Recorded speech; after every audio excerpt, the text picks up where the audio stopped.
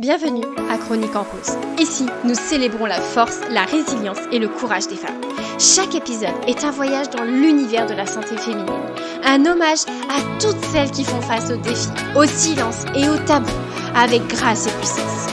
Nous parlerons de tout, des petites victoires aux grandes batailles, en passant par les vérités que l'on cache trop souvent derrière un sourire. Que vous soyez ici pour vous informer, vous inspirer ou simplement trouver un espace où vous sentir comprise, Chronique en Rose est là pour vous. Ensemble, nous explorons ce que signifie être une femme, aujourd'hui et chaque jour, avec authenticité, détermination et une touche de douceur. Accrochez-vous, ce que vous allez entendre pourrait bien changer votre vie. Bonjour et bienvenue donc dans cet épisode où aujourd'hui on va parler de la recherche face au cancer. On va vraiment développer tout ce qui est recherche cancer, les perturbateurs endocriniens, le cancer du sein. Et c'est pour ça qu'aujourd'hui j'ai l'honneur de vous présenter Nora qui est avec nous et qui va nous parler de ses recherches puisqu'elle est chercheuse. Bonjour Nora. Bonjour Océane.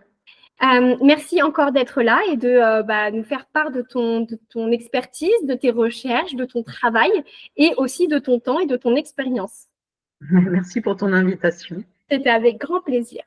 J'aime bien commencer mes petits épisodes en demandant à mes interviewées qui elles sont. Je sais que c'est un challenge, mais j'aime beaucoup. Donc, Nora, dis-nous qui tu es.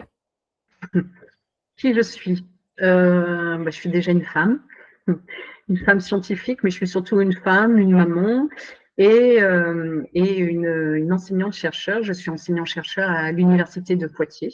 Je suis enseignante-chercheur en physiologie, c'est-à-dire que j'enseigne la physiologie. Et concernant ma partie recherche, la recherche que j'effectue sur le cancer du cerveau. Et plus précisément, on en reparlera sûrement, de tout ce qui est processus invasif des cellules cancéreuses. Ok, d'accord. Alors, je sais que je suis un peu avantagée puisque je connais un peu Nora puisqu'on a parlé un peu avant. Et je tiens quand même à te dire que tu fais un travail quand même exceptionnel et que tu as beaucoup de passion quand tu parles de ton travail.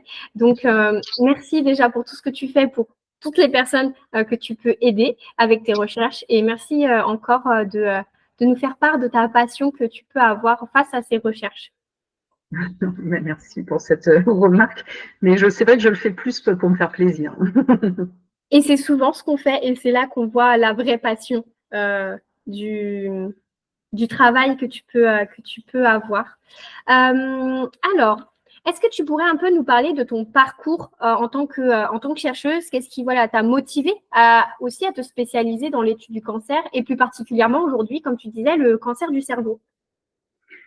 Ok, donc déjà pour devenir chercheur, on fait de longues études, on fait des études pour avoir une thèse en biologie. Moi, j'ai fait des études sur Nice, puisque je suis du Sud-Est, et mon sujet de thèse, c'était de travailler sur l'impact d'un pesticide, qui est le lindane, sur la spermatogénèse, c'est-à-dire la formation des spermatozoïdes au niveau du testicule, et l'impact de ces pesticides sur la formation des cancers du testicule.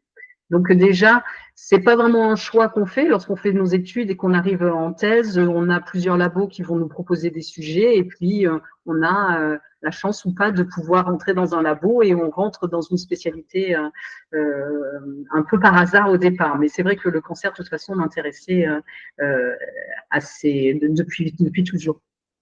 Après ma thèse, j'ai eu ma thèse en 2001. Je suis partie travailler aux États-Unis pendant 3 ans à la Nouvelle-Orléans. Et là, par contre, je travaillais plus sur le cancer, mais je travaillais sur le cerveau et je travaillais sur certains transporteurs de glutamate au niveau du cerveau. Et après ces 3 ans d'expérience aux États-Unis, je suis revenue en France et c'est là que j'ai eu mon poste d'enseignant-chercheur à l'Université de Poitiers. Et en fait, j'ai un peu lié ce que j'avais fait jusqu'à maintenant, c'est-à-dire que j'ai continué à travailler sur le cerveau et en plus un peu plus sur le cancer du cerveau et puis plus sur une protéine particulière sur laquelle je travaillais durant ma thèse. Donc, en fait, j'ai lié un peu mes différentes expériences de thèse et de travail à l'étranger pour pouvoir créer mon projet que j'ai actuellement à l'Université de Poitiers. Ok, un très beau parcours auquel on a pu parler un petit peu avant. Donc, comme je te disais, je suis impressionnée par ton parcours et tout ce que tu as pu déjà faire. En tout cas, je trouve que voilà, tu es très rayonnante et ça se voit que tu aimes ce que tu fais. Donc, j'aime beaucoup parler avec des personnes qui sont autant passionnées par ce qu'elles peuvent faire. Quels sont les développements les plus récents et on va dire prometteurs dans les traitements du cancer du cerveau? Est-ce que tu peux nous donner un peu un aperçu des techniques ou des thérapies qui sont actuellement en cours d'exploration et qui montrent potentiellement des résultats encourageants? Alors, moi, je travaille sur le glioblastome, qui est un cancer du cerveau qui est très invasif. Et en fait, l'important dans le cancer, c'est pas vraiment de travailler sur un type de cancer particulier, parce que le cancer, on va avoir un développement de la maladie qui va se faire de la même manière en fonction des organes. Et le cancer, en fait, comment ça se passe? C'est qu'au départ, il va y avoir une initiation, c'est-à-dire que les cellules qui sont tout à fait normales dans notre corps vont devenir anormales ou cancéreuses parce qu'il va y avoir une mutation au niveau de l'ADN. Et cette mutation, en fait, elle va se faire sur des gènes très particuliers qui sont des gènes, en fait, qui vont contrôler la multiplication de ces cellules. C'est-à-dire que dans notre corps, on a des cellules qui vont se renouveler, donc elles vont se diviser ou se multiplier. D'une cellule mère, on peut passer à 2 cellules filles, et on a un contrôle de cette prolifération, de cette multiplication des cellules.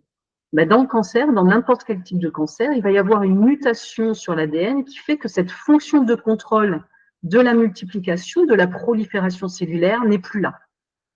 Il ne va plus y avoir de contrôle. Et donc, la cellule qui a eu cette mutation va se multiplier, se multiplier, se multiplier, plus de contrôle, ce qui fait qu'au bout, on va se retrouver avec une masse que l'on appelle la tumeur bénigne. Une masse, c'est une tumeur. Et par la suite, cette tumeur, qui est donc cette étape de promotion, c'est-à-dire qu'on a eu l'initiation, la mutation, puis on a cette étape de promotion où on a la tumeur. La tumeur, quand elle grandit, elle va avoir besoin que le corps lui amène certains aliments. Donc, elle va envoyer des messages chimiques au reste du corps et elle va en fait détourner le système vasculaire pour que le corps, l'organisme, crée de nouveaux vaisseaux pour venir lui apporter des vaisseaux et pour qu'elle puisse se nourrir et continuer à grossir. Ça, c'est l'étape de l'angiogénèse. Elle va détourner les vaisseaux sanguins, les vaisseaux lymphatiques pour pouvoir réussir à récupérer la nourriture dont elle a besoin. Et par la suite, la dernière étape, c'est que les cellules, lorsqu'elles sont dans la tumeur et lorsqu'il y a des vaisseaux qui se sont approchés, les cellules aux abords de la tumeur, c'est-à-dire à l'extérieur de la tumeur, vont acquérir une nouvelle fonction qui est une fonction de migration et d'invasion.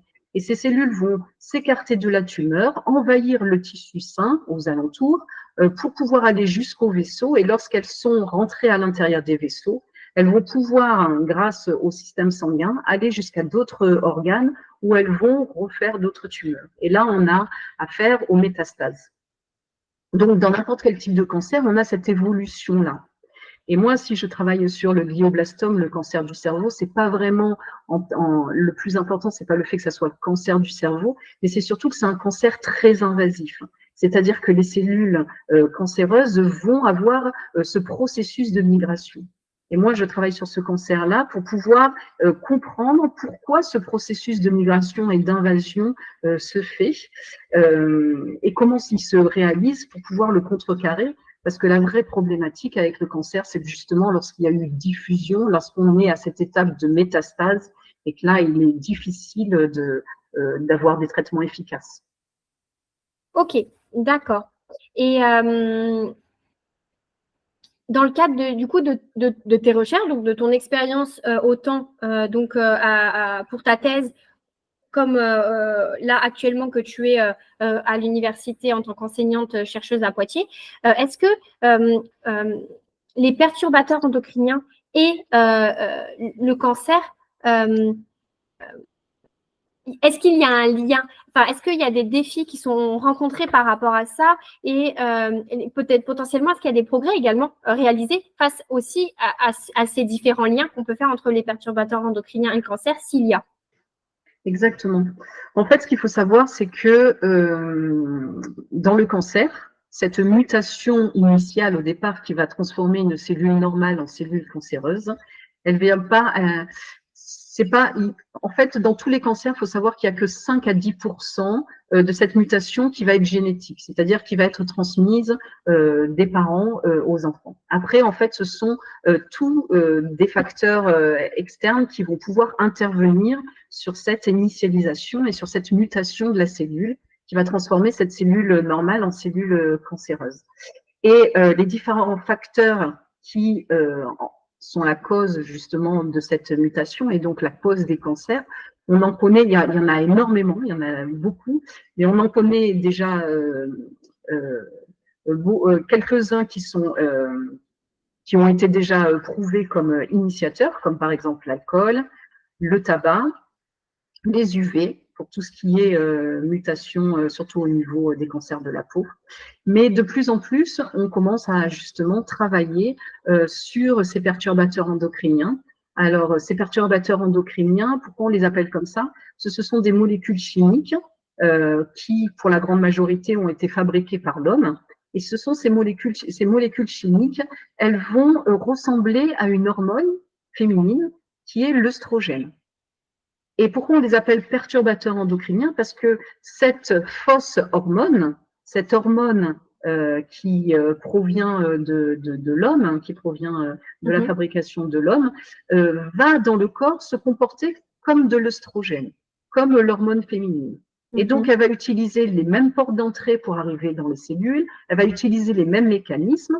Or, l'œstrogène, par exemple, c'est une hormone féminine qui va avoir par exemple un rôle énorme dans le cancer du sein, puisque c'est cette hormone qui va entraîner la multiplication souvent des cellules du sein qui sont hormones dépendantes, c'est-à-dire que ces cellules du cancer du sein vont être alimentées par l'œstrogène, plus elles sont en relation avec l'œstrogène et plus il va y avoir prolifération. Donc, en fait, on a ces perturbateurs endocriniens qui vont intervenir sur des organes endocrines comme le sein, le testicule ou même la thyroïde, et qui vont, même la prostate chez l'homme, et qui vont donc entraîner ce cancer puisqu'elles vont agir comme des hormones, mais en plus, comme il n'y a plus de contrôle de prolifération, elles vont amplifier cette prolifération. Et donc, c'est vrai que moi, au niveau du processus invasif, au niveau du cancer du cerveau, j'essaie de voir aussi comment ces perturbateurs endocriniens vont pouvoir intervenir sur l'amplification du processus du cancer au niveau du cerveau. D'accord, c'est très très intéressant ce que tu peux nous dire.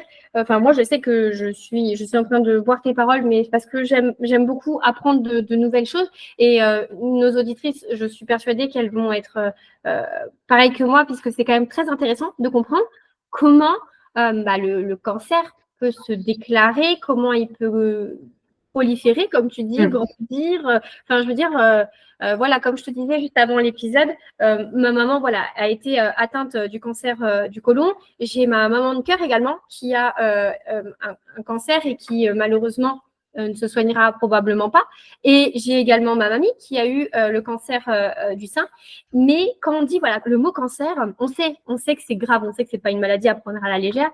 Mais on ne comprend pas exactement voilà, ce que c'est en termes de chimie, de science, parce que on ne va pas forcément faire les recherches et puis on peut ne pas comprendre ce qu'on lit parce que ça peut être un peu voilà, démesuré. Donc, merci déjà d'avoir détaillé et simplifié un peu voilà, ce que c'est, parce que c'est vrai que c'est très intéressant de comprendre tout ce schéma et ainsi que les perturbateurs endocriniens qu'on entend de plus en plus parler, mais qui c'est encore à la fois un peu évasif, un peu compliqué à comprendre ce que ça peut être et tout ça. Du coup, c'est pas toujours évident. C'est vrai que c'est pas toujours évident parce que les perturbateurs endocriniens, on en a vraiment partout. Mhm. Il y en a dans les produits cosmétiques, mais ce sont aussi des pesticides qui sont répandus. Et puis, il y a quand même des lobbies importants pour éviter qu'on parle de ces effets-là. Mhm. Donc, c'est pas toujours évident de pouvoir regrouper toutes les informations. Je comprends totalement. Mais en tout cas, heureusement que voilà, il y a des personnes comme toi pour nous expliquer mieux et aussi nous faire prendre conscience aussi des choses réelles de la vie et ça, c'est très important.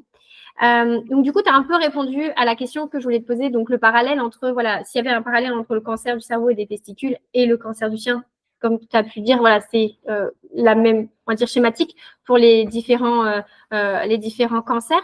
Est-ce que… Là, juste, je voudrais rajouter que comme je le disais, pour le cancer du sein, pour le cancer du testicule, pour le cancer de la thyroïde, pour le cancer de la prostate, il y a en plus cette dimension hormonale. C'est-à-dire que dans ces cancers-là, les hormones vont amplifier le processus. Dimension hormonale que tu vas pas trouver dans d'autres organes. D'accord. Du coup, j'ai une question qui me vient. Est-ce Ouais. que c'est aussi pour ça que, par exemple, pour le cancer du sein, on dit, on fait beaucoup de prévention dans le sens où voilà, il faut se palper quand même régulièrement les seins, essayer de trouver s'il y a un problème ou pas, enfin quelque chose de différent du moins, et du coup de le prendre rapidement en charge parce que ça peut être, c'est aussi dû à ça le fait d'être pris en charge plus tôt pour le cancer avec une dimension hormonale qui peut être rapidement, enfin soigner. Alors, je mets vraiment les guillemets dans le soigner, donc dans le guéri, mais voilà, je pense qu'on va comprendre ce que je veux dire dans le fait que voilà, un cancer avec la dimension hormonale, est-ce que plutôt c'est pris en charge et plutôt c'est en réémission parce que justement, il y a cette dimension hormonale ou ça n'a rien à voir du tout? C'est pas vraiment, ça a pas de lien avec la dimension hormonale, mais c'est important pour tous les cancers. Parce que comme je te l'expliquais, tu vois, il y a plusieurs phases. Et lorsque la tumeur est restée localisée au niveau d'un organe, lorsque des cellules cancéreuses ne sont pas encore passées par le système sanguin pour aller localiser d'autres organes, là, on a plusieurs possibilités pour pouvoir aller vers la rémission. On a déjà la possibilité de faire intervenir la chirurgie pour retirer la tumeur, et puis après d'utiliser la chimiothérapie pour pouvoir éviter que cette amplification continue au niveau des cellules. La vraie problématique, c'est pour ça qu'on demande, mais pour tous les cancers, d'intervenir le plus rapidement, c'est que dès lors que les cellules sont allés grâce au système sanguin dans n'importe quel type d'organe, là, ça devient beaucoup plus délicat pour pouvoir intervenir. Et c'est D'accord. pour ça d'ailleurs que les recherches actuellement se concentrent sur ce processus invasif et sur ce processus de migration pour éviter, ce qu'on voudrait, c'est éviter ce processus de métastase, parce que quand il n'y a pas de métastase, c'est beaucoup plus simple. D'accord, ok, je vois. Et merci pour cette précision. Du coup, ça nous éclaire encore plus. Et du coup, est-ce que toi, donc en tant que chercheuse, même si tu es dans le cancer du cerveau, mais toi en tant que chercheuse, est-ce que tu as pu entendre parler potentiellement de découvertes ou de traitements qui pourraient être pertinents pour les patientes atteintes de cancer du sein? Bah pour tous les cancers en général, ce qui est important maintenant, c'est que de plus en plus, on essaie d'adapter le traitement à la personne. C'est-à-dire que même si on dit cancer du sein, il peut y avoir plusieurs cancers du sein. Parce que ça va bien sûr, dépendre du gène qui a été muté, ça va dépendre de l'individu. Il y a beaucoup de choses qui rentrent en jeu. Et de plus en plus aussi, il y a une ouverture qui s'est faite par rapport au système immunitaire, c'est-à-dire le système qui permet de défendre l'organisme contre des micro-organismes extérieurs. Ce système immunitaire, on pensait qu'il ne marchait pas du tout dans le cas du cancer, puisque la cellule cancéreuse, au départ, c'est une cellule de l'organisme. Donc, elle est reconnue par le système immunitaire comme une cellule de l'organisme. Donc, elle ne va pas combattre cette cellule. Mais on s'est aperçu qu'en fait, en stimulant ce système immunitaire, on peut quand même combattre la cellule cancéreuse parce que par sa transformation, cette cellule s'est transformée, est différente et donc on peut activer le système immunitaire. Donc en fait, les traitements sur lesquels, les traitements actuellement qui se font de plus en plus, ce sont des traitements très individualisés et très spécifiques en fonction des personnes et en fonction de ce dont elles ont vraiment besoin. Activation du système immunitaire ou de l'immunothérapie, de l'hormonothérapie, etc. Donc, ce qui est vraiment nouveau, c'est la spécificité, l'individualisation du traitement. D'accord, ok. Et ben, je ne savais pas que c'était, même si je suis rentrée dans un parcours de soins en parallèle avec ma maman, je ne savais pas que voilà, ça pouvait être autant spécifique à un individu par rapport à un type de cancer. Donc, merci pour ceci, nous l'avoir dit. Est-ce que tu pourrais nous dire si il y a des principales lacunes ou défis actuels dans la recherche sur le cancer, peut-être en ce qui concerne l'endocrinologie ou encore, comme tu parlais tout à l'heure, des interactions hormonales. Comment, voilà, est-ce que déjà il y a des principales lacunes et défis? Et dans un deuxième temps, comment on peut espérer combler ces lacunes dans les prochaines années? Ok. Ben, comme je disais, vraiment, en ce moment, on se focalise vraiment sur cette phase et ce processus invasif. Il faut savoir en plus que lorsque la tumeur se trouve dans un environnement spécial dans l'organisme, il faut savoir que la tumeur va pouvoir émettre des signaux et changer l'environnement autour pour lui permettre encore plus d'envahir l'organisme, d'envahir le tissu sain. Donc, on travaille, les recherches sur le cancer actuellement se focalisent vraiment sur tout ce qui est invasion, processus invasif et tout ce qui est message, dialogue avec le micro-environnement. Après, la vraie difficulté, nous, dans notre domaine, ce sont les financements. D'ailleurs, je voudrais quand même préciser que quand on n'a pas de gros financements, moi, par exemple, depuis des années, je suis financée par la Ligue contre le cancer. Alors, je les remercie énormément parce que grâce à eux, ils nous font grâce à la Ligue contre le cancer, on avance énormément dans nos recherches. Mais c'est vrai que la grosse difficulté, ce sont les financements et surtout depuis que la politique est de financer ce sont des financements qu'on va récupérer en écrivant des projets.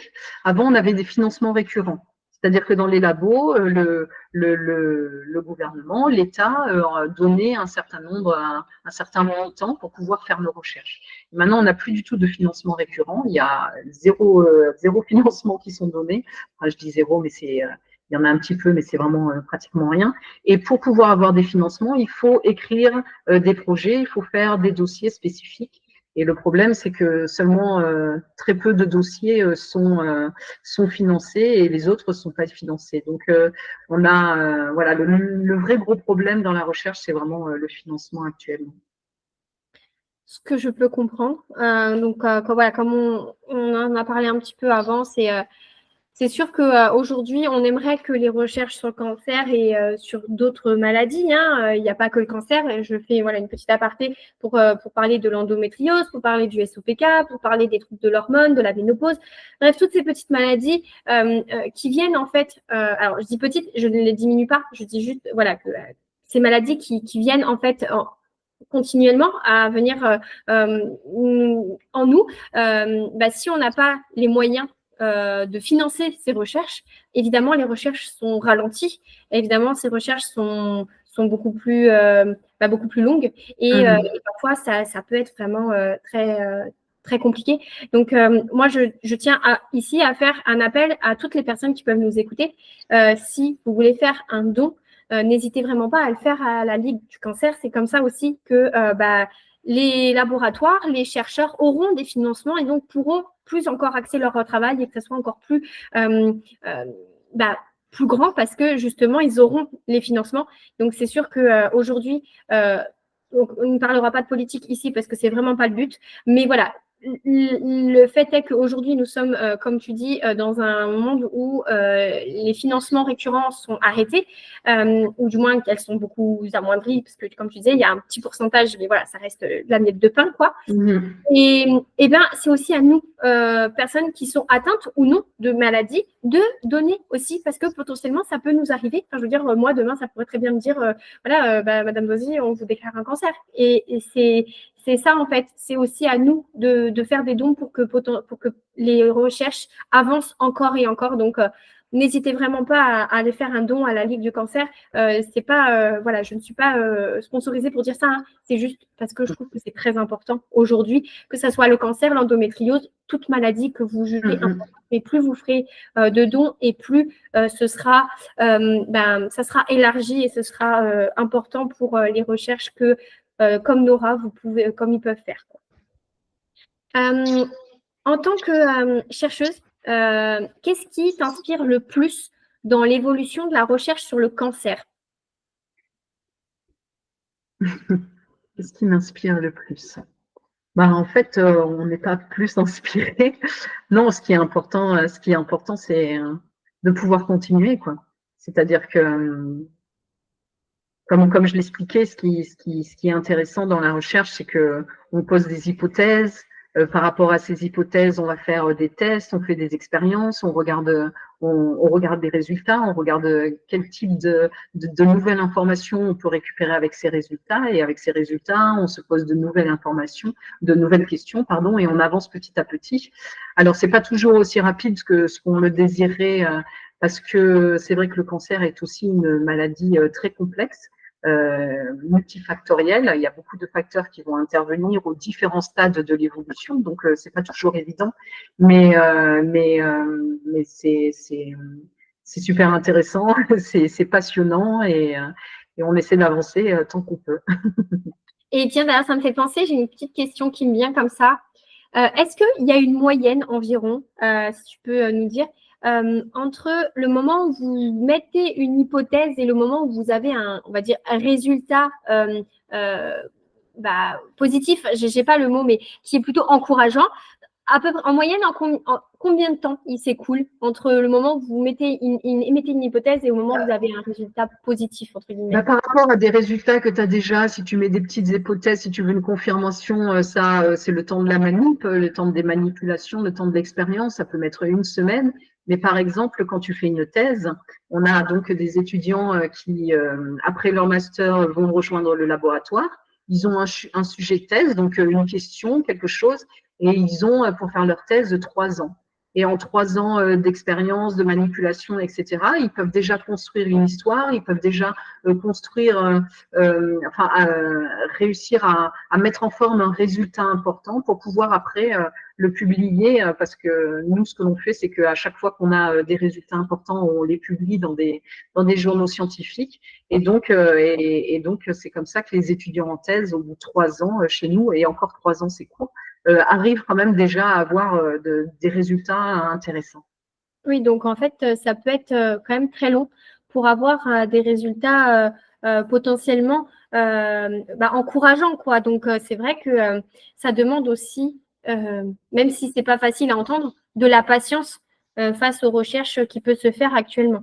Oui. Et puis moi, en plus, ce dont je te parle, c'est vraiment de la recherche fondamentale, c'est-à-dire la recherche où on essaie de comprendre les processus, où on décortique exactement tous les mécanismes pour comprendre exactement comment ça marche.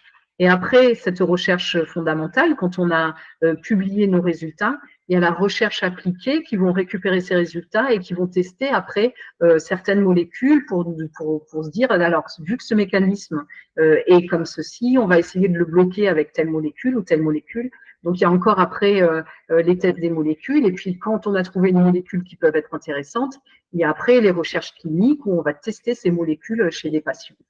Donc, c'est très long. Voilà, donc vous avez une réponse à cette question. Ça peut prendre énormément de temps. Et même si parfois on voudrait avoir un remède miracle rapidement, ça demande beaucoup de temps de la part des, comme tu disais, chercheurs fondamentaux, après les molécules, après le côté clinique. Ça demande du temps. Et je pense qu'après, une fois que au niveau clinique, par exemple, c'est pas le résultat escompté, ça revient Voilà, je pense que c'est une boucle infinie Ouais. qui fait que c'est pour ça qu'il y a des avancées, mais ça demande du temps parce que le temps que ça passe étape par étape et que ça revienne après à la base, c'est sûr que ça demande pas mal de temps. Exactement. Quel conseil tu pourrais donner aux jeunes femmes scientifiques qui souhaitent entrer dans le domaine de la recherche sur le cancer ou sur les perturbateurs endocriniens? Donc, aux petites jeunes qui veulent se lancer, eh ben, accrochez-vous parce que c'est vraiment pas évident. On parlait des financements de recherche, mais c'est vrai qu'il y a de moins en moins de financement aussi pour faire les thèses, parce qu'il faut savoir qu'un étudiant qui fait une thèse est payé est payé comme un salarié en fait. Donc il faut cette bourse pour pouvoir être payé, pour pouvoir manger en même temps qu'on fait sa thèse. Donc il faut vraiment s'accrocher, il faut vraiment être passionné parce qu'il y a très peu d'élus, mais ça vaut le coup. Donc allez-y à fond. Mais souvent, quand on est passionné, on est à fond dedans parce que ça nous plaît tellement qu'on passe notre temps là-dedans. Mais surtout, ne baissez pas les bras, accrochez-vous et bon courage. Ça me fait penser, est-ce que tu dirais que pour rentrer dans le monde scientifique et au niveau des chercheurs, est-ce qu'il faut vraiment être passionné par ce que tu fais? Si tu veux rentrer dans... Enfin, imaginons quelqu'un... alors, je suis passionnée par tout et n'importe quoi, mais disons que je veux devenir chercheuse. Est-ce que vraiment, tu conseilles d'être vraiment passionné par le métier de chercheur pour faire ce que tu as fait toi en termes de thèse, oui. en termes de travail? Bah oui. Alors, on ne parle pas bien sûr des années d'études et avoir les bourses de thèse, etc. Mais même dans le métier lui-même, c'est-à-dire qu'il y a par moment, on a quand même des résultats qui sont pas ce qu'on attendait. On pensait récupérer certains résultats. Enfin, il y a beaucoup de hauts et de bas, quoi. Un peu comme dans l'entrepreneuriat. Et donc, il faut pas lâcher. Il faut se dire bon, ben même si là, j'ai pas des résultats que je pensais, ou si ça répond pas comme je pensais que ça devait répondre, ben, il va falloir que je teste d'autres choses. Donc, il faut s'y remettre et il faut être persévérante. Très bien. Donc, voilà. Ne le faites pas que par dépit ou parce que vos parents voudraient que vous deveniez chercheur. Faites-le parce que ça vous passionne. C'est très important. Ouais. Pour conclure, quel message souhaiterais-tu transmettre aux patientes, aux survivantes, à leurs familles qui écoutent aujourd'hui? Comment peuvent-elles rester informées et optimistes face aux avancées scientifiques et médicales dans la lutte contre le cancer? Déjà, pour rester informé, il y a quand même pas mal de sites, dont le site de l'INCa. Donc, il faut pas hésiter. Puis, il faut surtout pas hésiter à parler avec son médecin. Après, je pourrais pas vous dire plus. C'est sûr que on fait tout ce qu'on peut, mais je peux rien promettre. Moi, je suis dans la partie recherche fondamentale, donc on avance, on sait l'importance de nos travaux, donc voilà. Mais après, pour que ça arrive jusqu'au patient, il y a quand même encore pas mal de temps. Par contre, ce qui est important de dire, je pense, c'est sachez que le cancer, enfin, je veux dire, on sait ce qu'il faut faire pour l'éviter, quoi. Donc, pas d'alcool, pas de tabac, manger des fruits et légumes, parce que les fibres pour le cancer du côlon ou pour le cancer du pancréas, c'est super important. Si on mange pas suffisamment bien équilibré, c'est pas bon. Faire du sport, c'est super important. Donc, il y a quand même, voilà, des choses sur lesquelles on a le pouvoir d'intervenir. Exactement. Et pour toutes les personnes, juste petite parenthèse, qui disent je peux pas faire de sport. Alors, je suis dans ces personnes-là et c'est pour ça que je me permets de faire ce petit message. Je ne suis pas une grande sportive, je n'aime pas le sport en tant que tel. Par contre, il y a une chose qui est sûre, c'est qu'on peut faire de l'activité physique. Alors oui, ce n'est pas un sport à temps complet, mais marcher, aller se promener, Exactement. faire du vélo. Enfin, je sais que j'aime beaucoup marcher parce que j'adore la randonnée. J'aime beaucoup faire du vélo parce que voilà, c'est une activité que j'ai trouvée en parallèle avec mon chéri ou qu'on adore faire ça. Ça nous fait du bien. Donc, dites pas juste je ne peux pas le faire ou parce que je ne peux pas, parce que j'aime pas le sport, parce que j'ai pas le temps. Juste simplement prendre le temps de marcher un petit peu, 30 minutes par jour ou au moins peut-être 1 à 2 heures par semaine. Si vous ne pouvez pas le faire tous les jours, programmez-vous potentiellement une activité où vous allez marcher en pleine nature ou que vous allez marcher ou faire un peu de vélo. Ça peut que vous faire du bien. Donc, Exactement. le sport, ce n'est pas que des pilates, du yoga, du renforcement musculaire, des abdos chez soi. Non, la marche est également compris dans le sport et c'est une activité physique qui peut faire grandement du bien. La natation aussi. Et la natation aussi. Et on ne croirait pas, mais la natation, le fait de nager, on dit, oui, c'est pas grand-chose, mais en fait, si, ça renforce beaucoup de choses en vous et puis ça fait aussi travailler le cardio. Et c'est aussi ça très important pour le bien-être et la santé. Exactement. Très bien. Et ben, en tout cas, on arrive du coup à la fin de l'épisode. Donc moi, je suis ravie d'avoir eu cette chance de t'avoir écouté et on est toutes ravies de t'écouter sur toutes ces recherches, sur les travaux que toi et tes collègues, enfin tes confrères ou consoeurs peuvent faire parce que ça a été un sujet vraiment super. Donc merci beaucoup pour ça. Et si tu as un dernier mot de la fin, je te laisse terminer avant que je puisse conclure. Juste, on n'a pas parlé trop de stress et d'anxiété. Il faut savoir que de plus en plus aussi, on s'aperçoit que le stress et l'anxiété jouent un rôle dans la prolifération de ce cancer, enfin l'aggravation du cancer. Donc, faites attention aussi à vous de ce côté-là. Sinon, je crois qu'on a tout dit. Et je tiens du coup à faire le parallèle si vous voulez. Donc, je mettrai tous les liens en description évidemment. Mais retrouvez Nora. Donc, elle a lancé son compte Instagram il y a très peu de temps. Mais elle veut également accompagner. Donc, elle est dans cette formation de vouloir accompagner des femmes par rapport à la gestion du stress. Donc, je peux que vous conseiller d'aller suivre le travail qu'elle est en train de faire en parallèle de son travail en tant que chercheuse. Et je suis sûre qu'il pourra vraiment vous apporter un plus en tant qu'à la base scientifique. Elle pourra vous apporter quelque chose de plus que ce que moi, par exemple, qui vous parle de stress, puisque ce n'est pas mon domaine de prédilection. Mais voilà. Et puis, on est d'accord, le stress et l'anxiété, enfin, je n'ai pas étudié le sujet en profondeur, mais j'ai entendu dire voilà, que c'était quand même quelque chose qui potentiellement pourrait tuer le stress parce qu'une trop grande quantité de stress, c'est pas bon, ni pour le corps, ni pour le cerveau. Donc, merci d'avoir fait ce rappel parce que c'est vrai que aujourd'hui, on se dit, bon, bah oui, je suis stressée, oui, bon, moi, je suis anxieuse, oui, mais il faut faire attention avec ça. Et il existe beaucoup de techniques pour justement faire redescendre, puisque ça reste quand même des molécules chimiques qui se passent à l'intérieur de nous et on peut les faire redescendre, on peut canaliser ce stress, cette anxiété. Il existe plein de techniques. Il suffit simplement d'en parler avec du personnel de santé ou des personnes comme Nora qui se forment à tout ça et qui permet du coup de pouvoir accompagner des femmes. Donc, il y a aussi la partie homme, mais voilà, on est un peu plus concentré sur les femmes, excusez-nous messieurs, mais voilà, c'est vrai que ça nous demande également à nous, personnes qui ressentent le stress et l'anxiété, d'aller aussi de l'avant et de demander de l'aide en fait. Et même si c'est pas facile, que je conçois vraiment, ce n'est pas en demandant de l'aide que tu es faible. Au contraire, c'est en demandant de l'aide que tu montres que tu es forte et que tu veux toi-même en fait t'en sortir et potentiellement aller de l'avant. Voilà. Donc, je tiens à conclure en te disant merci beaucoup, Nora, pour ton temps, pour ton expérience, pour ton expertise en tant que chercheuse.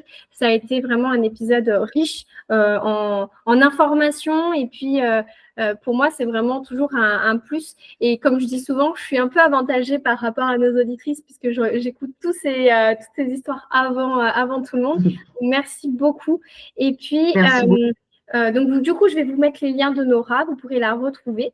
N'hésitez pas si vous voulez aller discuter avec elle. Suite à cet épisode, je pense qu'elle ne sera pas contre discuter avec vous.